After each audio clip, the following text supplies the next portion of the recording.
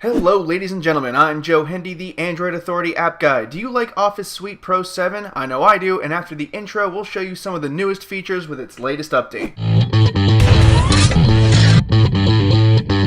OfficeSuite 7 recently updated and it came with a plethora of new features. The first one we'll talk about is the ability to integrate the Oxford Dictionary of English. If you open the menu, you can find the download link. It costs a few bucks to do, but if you want the best of the English language, that's the one you should go with. Next up, you can now perform Google searches from within Word documents. When you highlight a word or a phrase, a little box will pop up. One of them is a spell check and the other one will take you to a Google search where you can search for it. This can be a really useful feature if you don't want to pay for dictionaries and still want to spell check, or if you don't know what a word means, or if you just want to Google search something. Perhaps one of the more useful features is inserting images from your camera. This can be helpful if you need a visual aid and don't already have a picture of it handy. Simply open the menu, snap your picture, and once it's in the document, you can resize it and move it around to where you need it to be. It's worth noting that this is not just for Word, but for Excel and PowerPoint as well.